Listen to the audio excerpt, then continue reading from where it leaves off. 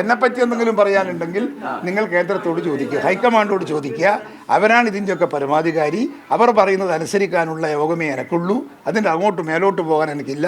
അത് ചോദ്യം ചെയ്യപ്പെടാൻ സാധിക്കുന്നതല്ല. അവരെന്ത് തീരുമാനം എടുക്കുന്നു ആ തീരുമാനം മനസ്സാ ശിരസ ഞാൻ സ്വീകരിക്കും. ഇതുമായി ബന്ധപ്പെട്ട എന്തെങ്കിലും ചർച്ചകളൊക്കെ ഇന്നലെ നടത്തിയിരുന്നു, സംസാരിച്ചിരുന്നു. ഒരുപാട് മണിക്കൂർ നേരം ഞാൻ അഖിലേന്ത്യാ പ്രസിഡന്റ്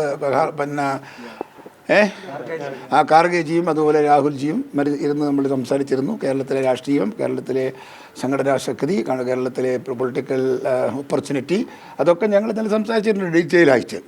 ഈ പുനഃസംഘടനയ്ക്കൊപ്പം ഈ അധ്യക്ഷ സ്ഥാനത്തുള്ള മാറ്റവും ചർച്ചയാവുന്നുണ്ടോ? അതൊന്നും എൻ്റെ മുമ്പിൽ ചർച്ചയായിട്ടില്ല. അതിൻ്റെ ബാക്കിയുള്ള കാര്യങ്ങൾ നിങ്ങൾ അവിടെ പോയി ചോദിച്ചാൽ മതി.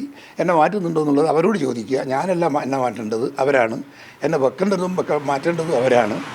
എന്ത് പറഞ്ഞാലും ഹൈക്കമാൻഡിൻ്റെ തീരുമാനം, അന്തിമ തീരുമാനം, അതെൻ്റെ തീരുമാനമാണ്. സൂചിപ്പിച്ചിട്ടില്ല, ഇതുവരെ എനിക്ക് സൂചിപ്പിച്ചിട്ടില്ല എന്നാണ് എൻ്റെ വിശ്വാസം. മാറാൻ സന്നദ്ധത വീണ്ടും അറിയിച്ചു എന്നുള്ള വിവരങ്ങൾ പുറത്തു. അല്ല, അതൊക്കെ നിങ്ങൾക്ക് ഇപ്പം ഞാൻ പറഞ്ഞില്ലേ, അഖിലേന്ത്യാ കമ്മിറ്റി പറഞ്ഞാൽ ഞാനത് സ്വീകരിക്കും. സുധാകരൻ നിൽക്കും, സുധാകരൻ പോകണം, പോകും.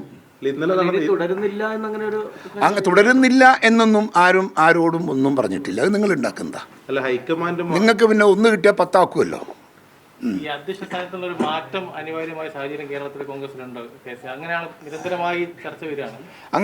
അങ്ങനെ ഒരു ആവശ്യമുണ്ട് എന്നുള്ളൊരു തോന്നൽ എനിക്കില്ല. അത് പക്ഷേ എൻ്റെ പ്രവർത്തനവും അല്ലെങ്കിൽ ഇവിടുത്തെ പ്രവർത്തനങ്ങളും വിലയിരുത്തേണ്ടുന്നത് എൻ്റെ ഹൈക്കമാൻഡാണ്. ഹൈക്കമാൻഡിന് അങ്ങനെ ഫീൽ ചെയ്യുന്നുണ്ടെങ്കിൽ ഐ വിൽ അക്സെപ്റ്റ് ഇറ്റ്. അതൊക്കെ ഞാൻ ആരെ പേരും നിർദ്ദേശിക്കണമെങ്കിൽ അങ്ങനെ ഒരു തീരുമാനം വരണ്ടേ. മാറ്റുന്നു എന്ന് വന്നാലല്ലേ നിർദ്ദേശം.